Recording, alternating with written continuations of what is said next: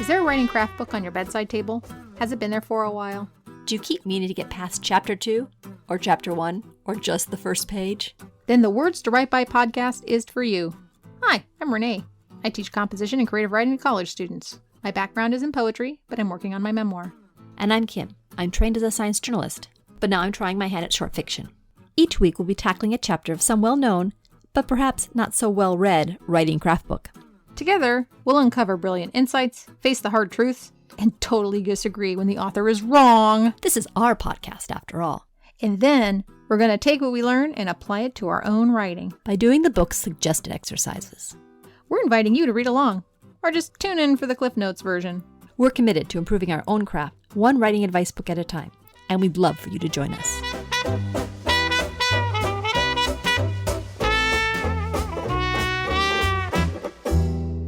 Welcome to Words to Write By. Renee, what words have you written this week? What words have I written? I have written chapter notes for Patreon, and we're almost done because we're almost done with Gardner. As of this podcast, we are done with Gardner. Has this been feeding your inner academic teacher need? You know, it has. I'm taking a leave of absence this semester, so I haven't really been teaching, which is where I kind of get my academic fix. But Gardner is so academic that it doesn't really feel like I'm not at school teaching. It feels like I'm there. I guess it does get my fix, although it gives me a bit of a sinking feeling because the more I write these chapter notes and I analyze his language, the more I get this feeling I had in grad school and even as an undergrad. All the name dropping and the confusing prose that doesn't have to be confusing is very intimidating. It turns people off and it discourages students. Are you feeling like a gatekeeper? I don't want to be a gatekeeper. I try not to be a gatekeeper. But it's been so long since someone's tried to gatekeep me. I know all the tricks he's pulling. It still makes me invoke my past self as a student. It's a lot of the source of my negative self-talk. So I don't really appreciate Gardner that way. It's going to be good to move on. It's going to be wonderful. So, Kim, what words have you been writing? I've been plugging away at this short story. It's amazing how something that's probably going to be less than 6,000 words is taking so long to write. I use the word counter when I'm doing it. I'll work on something. I'm like, man, this is only 250 words. And I'll work and work. Man, it's only 400 words. Usually when I get past the 800, 900 mark, then the words come faster. But that first 300 are really hard to get. So I'm looking forward to the new book that we're doing because the opening chapters really do point to a way of writing that I would absolutely love to adapt my style to. Ray Bradbury shares his secrets for how he wrote so many unforgettable short stories in the first 2 chapters of his craft book, Zen and the Art of Writing. In today's episode, we discuss his strategy to be engaged in both the ideas and the process of writing. We also unpack his technique to mine his subconscious for story ideas and explain why so many of Bradbury's titles were simple nouns. We invite you to join us as we dive into this phenomenal craft book.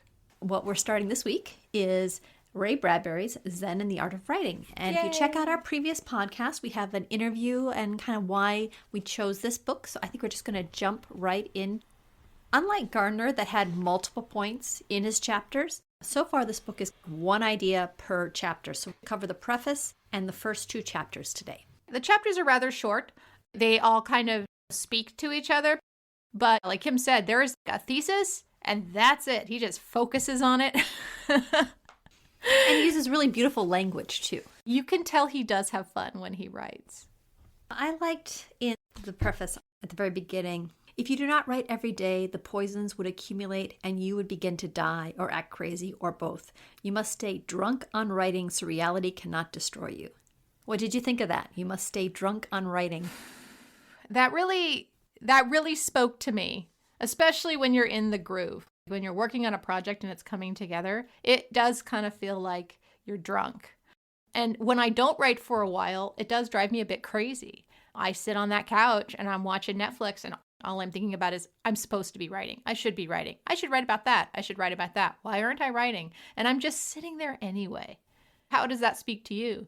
My problem is when I stop writing every day, it is hard to start again. There's just a big impediment. And I thought with the drunk analogy that there's maybe a writing hangover you get too. which reminded me of when I was on a foreign exchange trip in Germany. And at a certain point, all the 17-year-olds got together from the American 17-year-olds. And one person was saying that they discovered this great thing. If they'd had something to drink the night before and they woke up and they drank something else, the more alcohol, it helped the hangover. Oh, gosh. I'm not sure if that's the best advice, but maybe I get writing hangovers and I just need to start writing again. Yeah. I have on and off been successful in a daily writing practice. Right now, it's not happening. I want to do it so bad. Sometimes I've been able to do it. And then I feel almost like I write every day and I get egotistical about it. And then I fall off the wagon and I'm like, oh yeah, maybe I shouldn't have been By this analogy, you fall onto the wagon. I fell onto the wagon. This writing every day advice is something you see all over the place. And various techniques you can have to count for writing every day. Sometimes I see a workman approach to it. You just got to stick your butt in the chair and you got to fill out the pages, and it's just something you do every day to develop a habit. But Bradbury's got a more enjoyable take. He makes it sound fun and glorious and a calling, and isn't this what you want to do? Right. He even says, first and foremost, we are alive, and that is a gift and a privilege, not a right. We must earn life once it has been rewarded us. Life asks for rewards back because it has favored us with animation. So while art cannot save us, it can revitalize us. Writing teaches us what it means to be alive, part of breathing. He also uses a fun analogy in the end of a grenade going off. With this kind of joyous writing, he starts with the first chapter being called The Joy of Writing. Mm-hmm. What's in this chapter, Renee? So in a nutshell, it's all about passion. One, as a person, you should be passionate about something. Two, you need to know what it is you are passionate about. And usually that will equal you having fun in the process. He goes into a little bit more detail about writers, but really he talks about zest and gutso. He uses these terms zest and gutso. And I kept reading them what is he talking about? Are we cooking something here? Yeah, he's like zest, gutso, the most important items in a writer's makeup. The things that shape his material and rush him along the road to where he wants to go. I could only warn him to look to his zest, to see his gusto. What does he mean by gusto? What does he mean by zest? How did you take that? I took that as passion. I have writing projects like my current writing project where I'm like, okay, I need to sit down and write this section. And now I'm writing the section. And now I'm rewriting the section. And now I've gotten distracted. Now I'm getting back to rewriting this section. But in the past, I've written some things where it's like, I am into this. I am creating new things. And oh my goodness, I can't believe I came up with that idea. And there's just a emotional connection I have to the writing. And it was so much easier to write when I had that emotional connection. He says, write about what you love and you hate. Mm-hmm. How long has it been since you wrote a story where your real love or your real hatred somehow got onto the paper? I think that's key. I think you have to really love or hate what you're writing. Or not hate what you're writing, but you have to feel passionate about the idea behind your writing.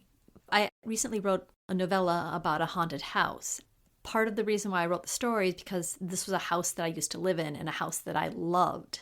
And I felt very close to it. When I was writing about this haunted house, my love of the house itself, the description of the crown moldings or the plaster walls or the wood floor, or any of those other things were things that as I was writing about it, I remembered them and I tapped into my love of this old house. Right, because it's a value to you. You value a home. So even though parts of the story were about the scariness of the ghost or the frustrations that people had in it, it could be something very odd that you love about the story that isn't necessarily just the plot. It's more like what gets you to sit down and write the story, what helps fuel you while you're writing. Again, he says the things you love and the things that you hate make up who you are, your points of view, and essentially makes you care. It's the things that we care about that make us emotionally react through our art. And that's what keeps us going. If it's too much of an intellectual process, it just kind of comes out flat. If you write with passion and you have your characters share your passions, this has that added effect that they're more believable. Their motivations are more real.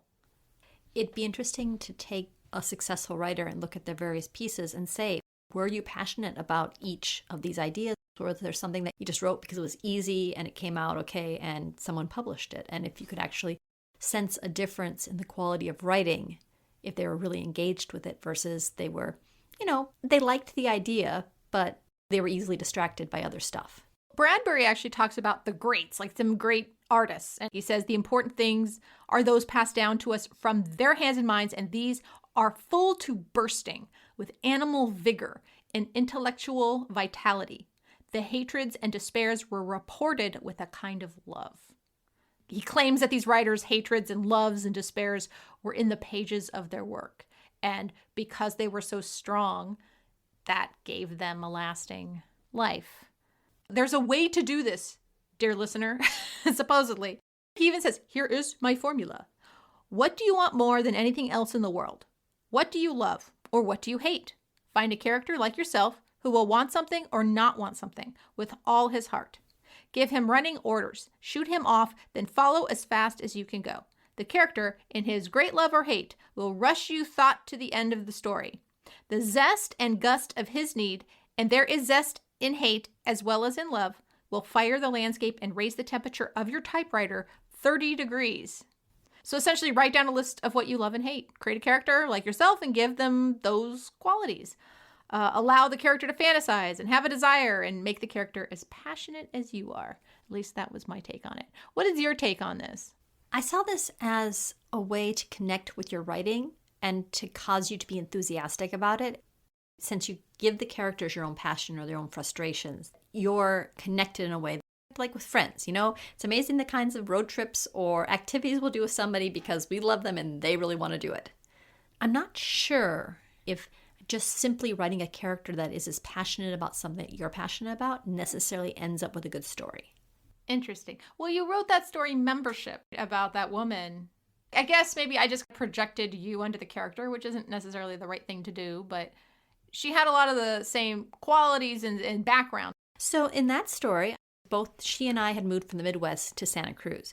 But whereas I grew to love Santa Cruz despite the various warts and things that I didn't like about it, she did not. So I gave her a passion to hate Santa Cruz, whereas I love Santa Cruz. There was a weird dichotomy in the writing.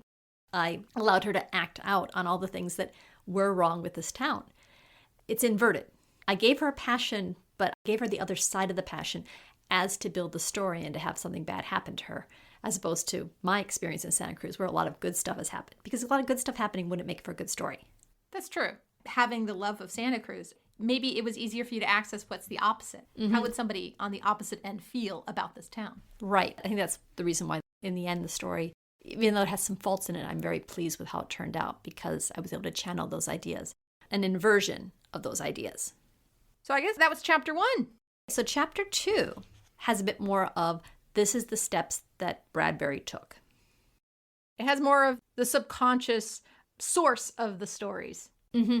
Yes, first you have to have passion, but then you have to have topics. Yeah. And so this one focuses on how you get your topics. He's definitely of the idea that writing should be fast. Well, drafting should be fast. The faster you blurt, the more swiftly you write, the more honest you are. Like he says, we can learn from lizards because lizards are fast. I took that to mean that he was talking about drafting, like a first draft. Right. I don't think he was just writing and then that's it, off to the presses. No, he obviously did all that editing. But when you get that idea for the first draft, you should just focus on writing because sometimes you get a great idea and it's like, I'm going to go to bed and wake up tomorrow morning to do it. And you wake up and there's nothing there. Yeah. First impressions are the most accurate. But if you think about it too long, you forgot all about whatever that first impression was. Mm-hmm. How easy is this? I tell myself, or I've read this before, we should write fast. And then I can't do it. I overthink everything. Do you write your first draft fast? I've done both methods. When I've written them fast, I've finished them. And when I've written them slowly, I put them aside. That's the issue I'm dealing with my writing right now. When I had this idea for the story, I didn't finish writing it. I came up with some ideas, I put it aside for several months, and now I'm trying to get back to it. And it's a valid story. I'm getting some very enthusiastic feedback from people, so I need to keep writing. But I just can't find that groove again. So you got to speed it up. I think so. When I get done with this one and start on the next, I think I just need to lock myself away and tell the family to go do something else and just write for as long as I can. The problem is you're determined to do this and you lock yourself in the room and you spend the next 4 hours procrastinating. Totally. And I've read various tactics. Shut down your internet, write by hand. It is still really hard. My brain will wander. I can live in my brain. I have lived in my brain for a long time, and it's very easy to just sit there and not do anything. I think it's easy to say write fast. I think it's too easy to say that. Maybe that's for some writers. Maybe it's for Bradbury. Certainly for Bradbury. He was very prolific. I don't know if I can do that. Maybe it's something I could try to force myself to do. Before we go on to the trying to force, I'd like to point out one small thing that he says here. He talks about imitation. This is a topic that was covered in Gardner's book.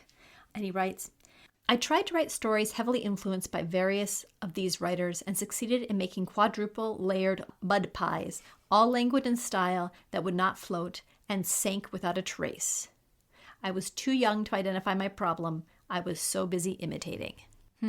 He's taking a very different stance than Gardner. Gardner said that through imitation, you would learn technique and develop as a writer. Bradbury is saying that he just needed to get away from all that to write his own stuff. So I don't know who said it, but some writer said you spend a long time sounding like a lot of other people in order to find yourself.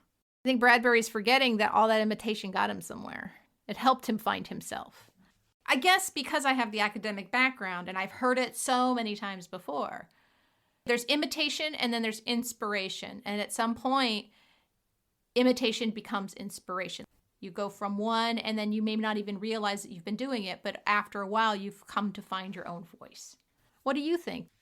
I don't think he's saying that you just write in a vacuum. He lists tons of authors that he loves and that he respects, and he's obviously read them carefully and he has absorbed their style and their ideas. He says you need to read and grow as a writer through your readings. But people can say, I want to write like this person. And in their efforts to write or sound a particular way, they ignore what their natural voice would be. I can see that. It does take a long time to develop one's voice. There was one thing I didn't actually understand in this chapter, and it was actually about the imitating. He goes, I loved them, as in the authors. I loved them, and they smothered me. I hadn't learned how to look away, and in the process, look not at myself, but at what went on behind my face. And I kept reading that, and it gave me some weird, unsettled feeling, but I couldn't quite put my finger on what he was saying. So what do you think he means by that? Everybody has experiences, and those experiences often make for good stories. But what makes for great stories is not your own personal experience, but the humanity as a whole's experience. And so it's important to draw from the specifics of your own life, but the universality of everything. He talks about the skeleton. His experience of skeletons was that weird feeling of being in the doctor's office and seeing the human skeleton and knowing that was underneath his own skin. So his face, what he himself experienced, was being in the doctor's office and looking at that skeleton image. But what was behind his face was the knowledge that all of us have a skeleton in us. All of us have something horrible and scary inside of us. And that's moving from the specific Ray Bradbury, a kid in a doctor's office, to why not write a story about a man who is terrified to discover that under his skin, inside his flesh, hidden, is a symbol of all the Gothic horrors in history, a skeleton. I fell into my typewriter with it and came up with a brand new, absolutely original tale, which had been lurking under my skin since I first drew a skull and crossbones at age 6. We're digging into the metaphor behind it, what he means to get behind his own face. He's looking at a skeleton himself. But it's your own personal experience raised to a level of universal. So it's not just the individual of who you are looking in the mirror. It's the process of that, what's going on in your head, what's going on in universal experience, the working through it. It's not, this is what I saw. It's, this is how I felt and how other people would feel, or how someone reading this story would learn how to feel in reaction. Not surface level stuff, but deeper stuff. Nice. All right. And that's a great way to move into a technique that he discusses. He says, I began to make lists of titles to put down long lines of nouns. These lists were the provocation finally that caused my better stuff to surface. I was feeling my way towards something honest, hidden under the trapdoor of the top of my skull. The lists ran something like this: the lake, the night, the crickets, the ravine, the attic, ... the mirror maze, the skeleton. And in the course of this chapter, he goes through various stories that he came up with from this list and why he put down the words in the first place and what they were digging into. As the list goes on, you can kind of see how it's like a self-hypnosis. He's like digging around in his subconscious. He doesn't necessarily know where these words are coming from, but he writes them down, and then later on he can dig into them to get these stories, and then he breaks down the stories. Do you think that this is a good method? Do you think this is something we should try? I think it's something we should try. The question I have is exactly what are we trying? Some of these words are very generic. The lake, the night. How does he generate this list? One of them is called the crowd. And the crowd turns out to be this horrific experience he had when he saw a car crash and people die. He linked that up to the crowd of people that gathered around at that time. And that's where he drew the story from, was all these individuals coming out to see this accident. But if I were just reading this through and say the crowd, I could imagine, well, that's the day after Thanksgiving sales. I think when you're writing the list, there's going to be private symbolism in it, and they're going to be personally charged. If somebody else is reading your list, that list might see pretty generic. But when you read your own list, you're going to know what all of those things are referencing. But when he wrote the crowd, that was his subconscious talking. He wasn't thinking, oh, I remember that one night where I saw the car accident. What do I remember from that? Right? I don't know. He has this list that he's just drawing these words from, these nouns. And then I began to run through those lists, pick a noun, and then sit down to write a long prose poetry essay on it. So it looks like he's relying on his subconscious just to come up with the words. And then he looks at the words and he identifies, well, what does that word mean? And then he writes out an essay, prose poetry. What did you take this to mean? So he says, if you are a writer or would hope to be one, lists dredged out of the lopside of your brain might well help you discover you. Even as I flopped around and finally found me, I began to run through these lists, pick a noun, and then sit down to write a long prose poem essay on it. And then it follows up with somewhere about the middle of the page, or perhaps on the second page, the prose poem would turn into a story. Right. So say I'm going to do this activity, right? I would sit there and I would write a free association of nouns. Just whatever words come to mind. I wouldn't try to think too much about it. I actually do a lot of free writing, and I would do this by hand. And I would just come up with a list. And then I would go back through the list. Maybe I'd take a break, go drink some coffee, come back. And then I would pick one. He says prose poem. Now, I wrote prose poetry in graduate school, and a prose poem is a poem without line breaks, and it's the internal rhythm and the rhyme and the theme that pulls the reader through. And I think when he says prose poem is to allow yourself to just kind of free write with meaning. Like, what do you really think about this? Not to think so hard that you're looking at every word and painstakingly trying to figure out what it means, but to just figure out, where is this coming from? Where is this leading me? Open yourself up to discoveries and to have some fun, but also not to take it so seriously that it must be a story already. He also says essay. So prose poem essay. It's like one word. For me, it would just be a matter of digging. I would just keep digging and digging. So what's the point? What's the point? Where is this coming from? What are my feelings? And the language you could use to describe could jump around. You could be like, I'm looking at this word, the crowd, and it's reminding me of this one thing that happened. This is how it went down, but it could also be this other element here. More of a prose would be, I remember the crowd coming out, and then I was feeling this poetry. You could be like, the crowd, the images, there was a ghost-like metaphor. I think the idea is that you just write it out and you jump between these various types of writing, but you just keep concentrating, like you said, on that word. You keep circling back until something emerges. The key here is to find the truth of it. You might need to work through in a free write what that truth might look like, and then through the polishing of it just a little bit, you would really zero in on that truth and play with it a little bit. So what we're going to try, and part of this is just to see what he's getting at and this actually works. We have two different style writers, you and me, and so this is my scientist cap coming on.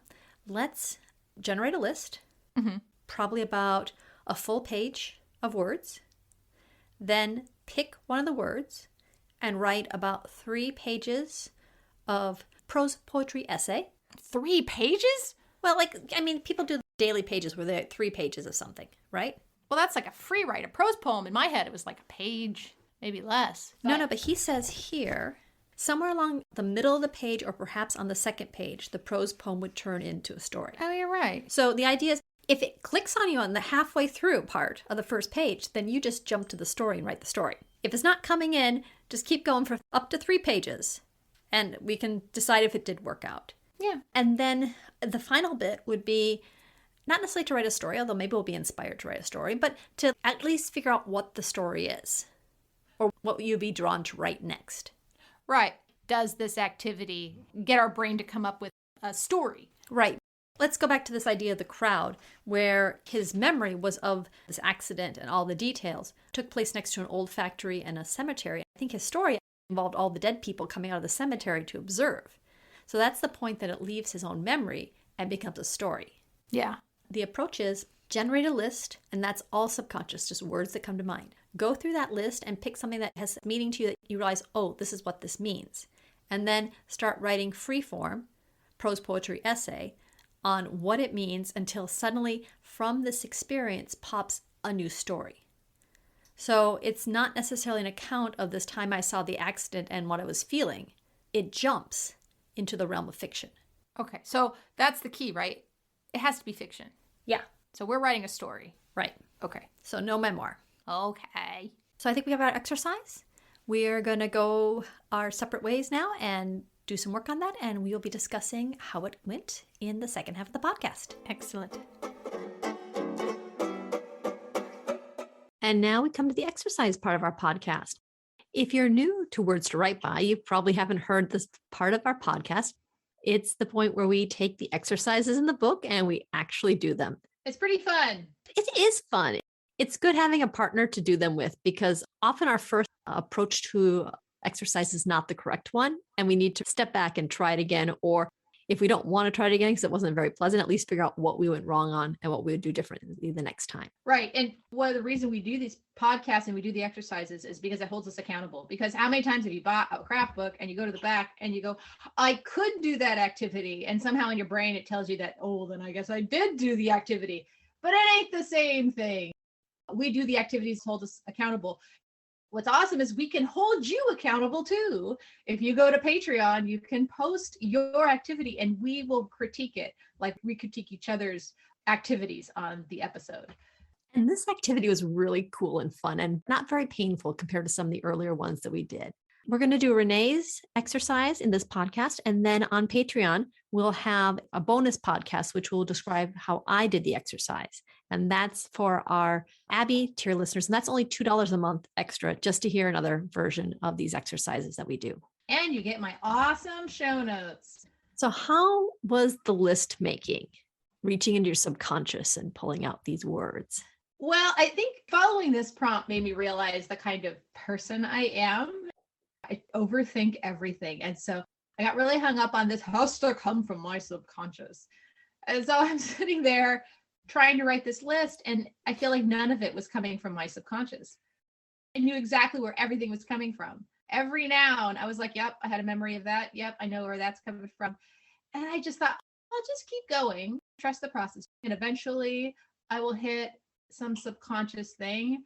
I feel like I failed in that sense. I knew exactly where every single noun came from.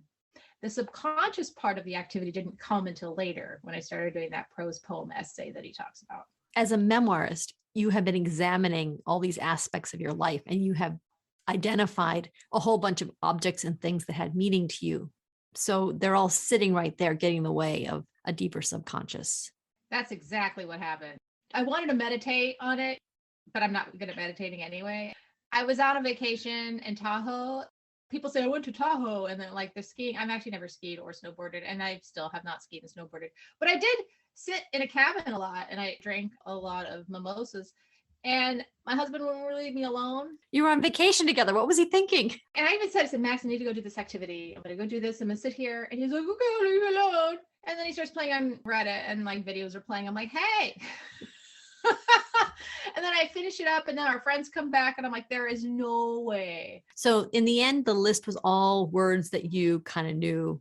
Yeah, they all had meaning, but I did do well. So this wasn't really part of the activity, but before Bradbury talks about his listing activity, he does preface it by saying, as a writer, you should know your loves and your hates. Like, you got to really know yourself. And so just to make sure that I was trying to dig into my subconscious, I actually wrote down a list of loves and hates, which came into play later. And that was actually really helpful. So if you have a hard time writing this list, listener, try writing down your lists of loves and hates first, or maybe during the list if you're having a hard time with it, because that was helpful for me. But your list of loves and hates was not included in your 87 words you came up with, correct? No, it was not. So then in order to at least introduce some amount of randomness to it, we each chose 3 numbers for the other person so they could count on their list and have to have 3 options to write from. And Renee, I gave you 3 numbers. What were the 3 words that you had to work with? So the numbers you gave me came up with these words: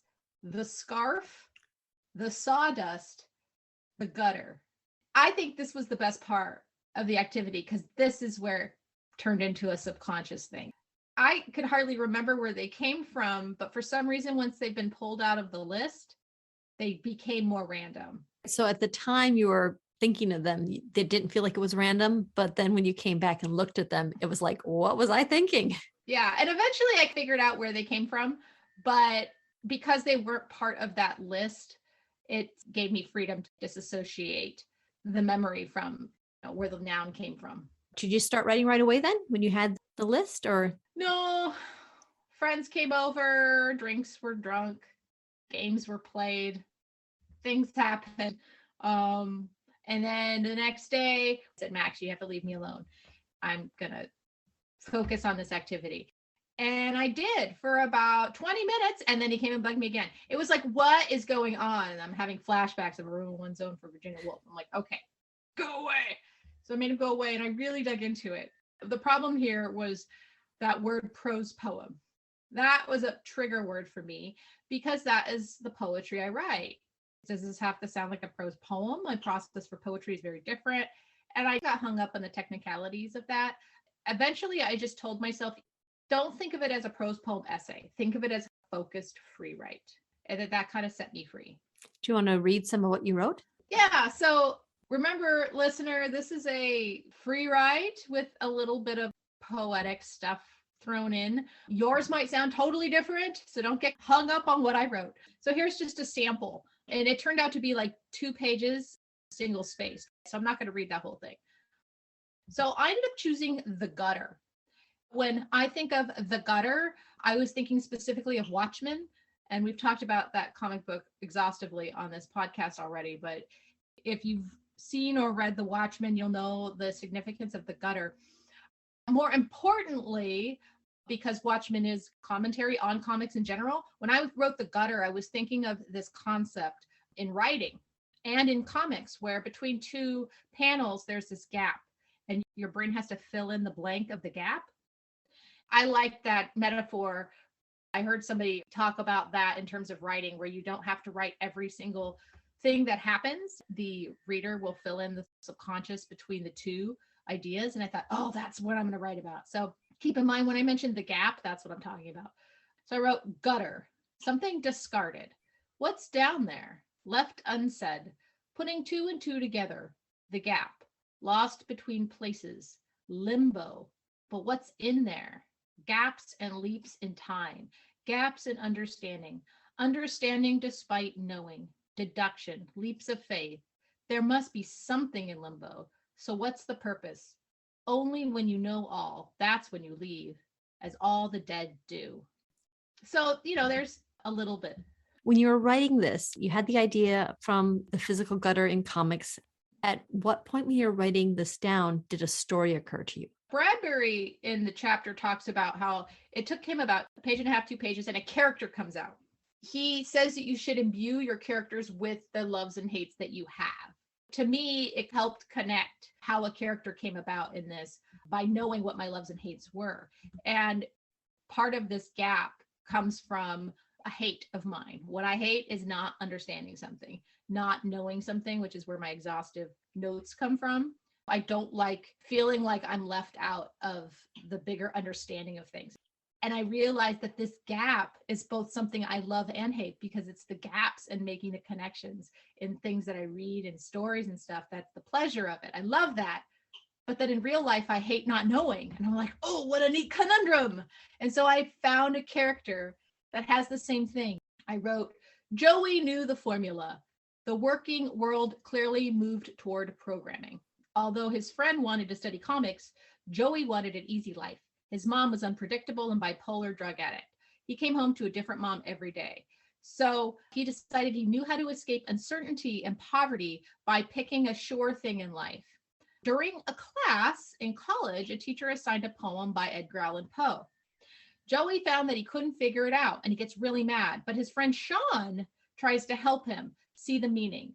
So Joey and Sean were both artists in public school, but once Joey got a scholarship to go to college to escape his impoverished life, it wasn't contingent in his scholarship to continue to major in art. So he used his art to get into college and then did a switcheroo and became a programmer, majored in programming. Computer science. Computer science, yes.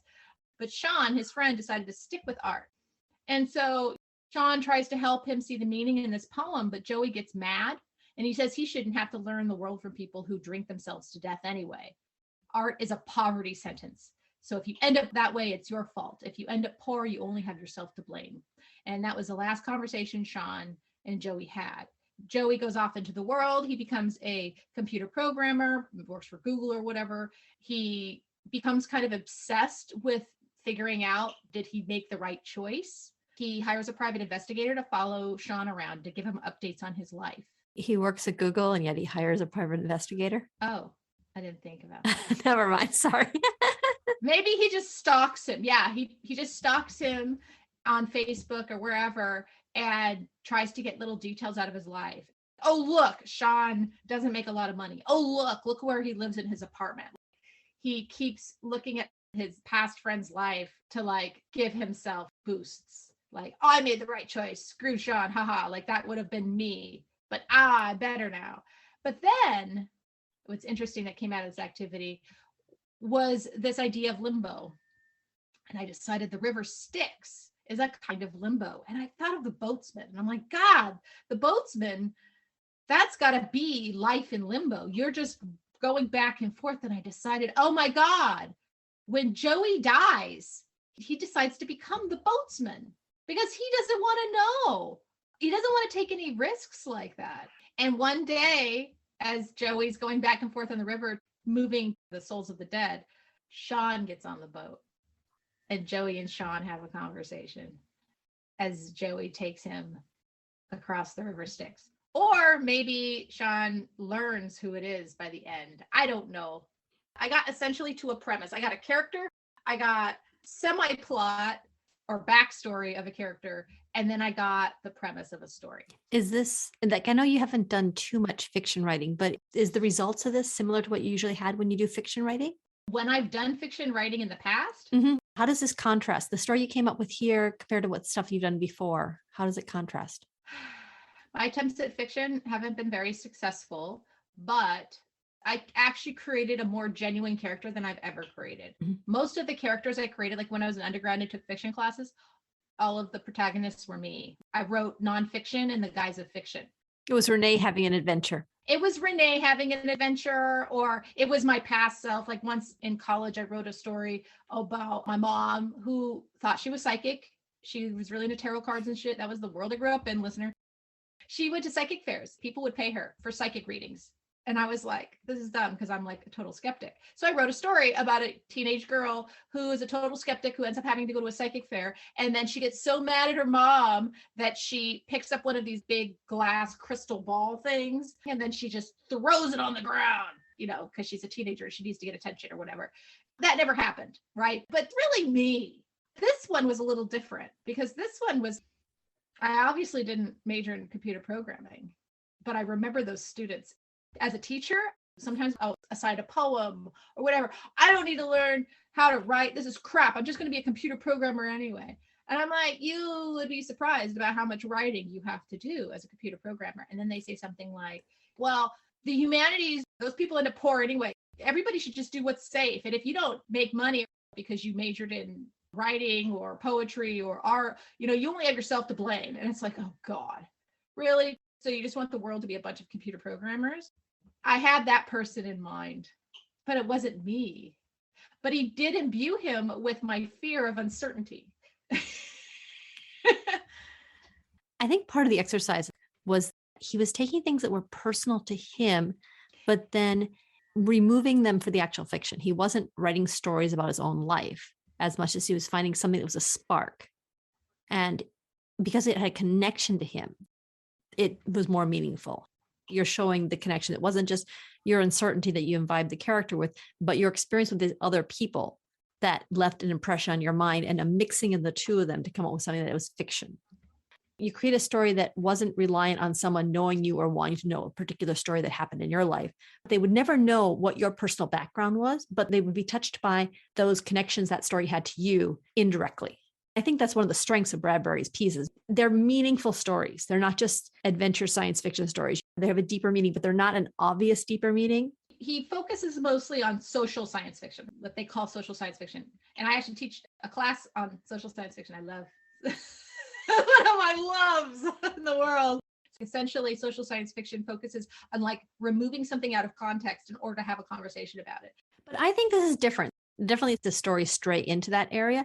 But there's a human connection to the stories. It doesn't matter the fantastical stuff that's going on, like his Electric Grandmother story, which was a movie I saw in a class. And I didn't even know it was Bradbury until years later. And like, wait a second, yep, that's totally the kind of story that he would tell. The connection of a robot in the household and the family members' connection. And it played perfectly well as a regular story to show kids because it tapped into ideas that they could understand. Right. These people felt very real. All of his stories, people feel real. Mm-hmm. I kept thinking of him as I was doing this activity. And I got the sense that by doing this activity, I now have an opportunity to investigate where this love and hate of uncertainty comes from, making those connections in that gap.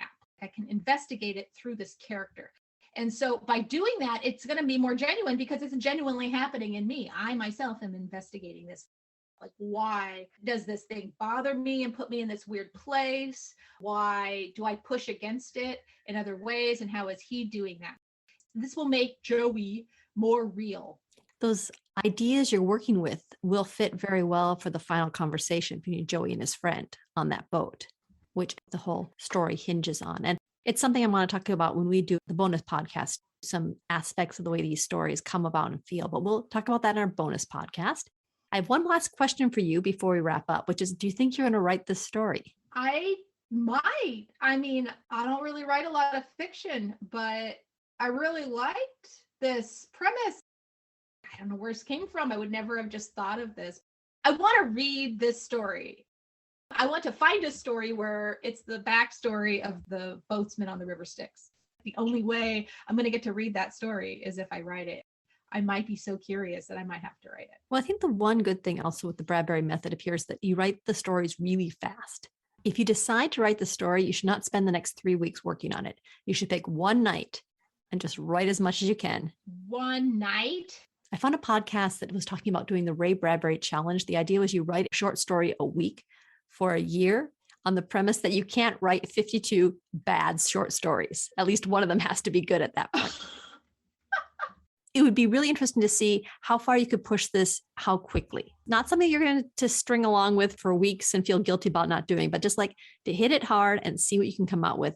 And then maybe put it away for a while and take a look at it later. That's a good idea. Can wine be involved? Or do I have to be totally sober? No, wine can be involved, but you'll have to kick Max out of the room. Yeah. So this is what Renee got out of it. I got something different, although it has certain similarities. And we will be discussing that on our bonus podcast that our Patreon members can go and see. We've already talked about Patreon. So let's just wrap up this episode by thanking everybody who might have come along to hear more about Bradbury's work process. Yeah, this was really valuable, and I can't wait to read your posts. Your nouns will be really cool to see. Yeah, the noun lists are great. I think we should publish our noun lists in their full. This is just so we have them up somewhere because they are a fun setup. And if you were to see a noun that would spark a story, that would be fine. We wouldn't mind you stealing one of our nouns for a story. Oh yeah, you could totally steal a noun, but it's good to come up with your own nouns. And I'll throw my prose poem essay, even though it's kind of rando, on there, just so you could see how it came out, because you might be stuck on that too. Like, what the heck is he talking about? We hope that you've enjoyed this podcast. If you have, then we'd love you to check out our Patreon site. But even more, if you could rate or review this podcast on the podcast service that you listen to, especially Apple Podcasts, that'd be great. That will increase us on our rating and get a better chance for other people to find this podcast. And if you have a writer friend, send our podcast to them. Yes, absolutely. Okay, thanks for listening. Have a great week. Till next time. Words to Write By is produced by Renee Nelson and Kim Smuda-Addo. Our theme music is Roll Back the Carpet by Cool Cat Music. Have a great day.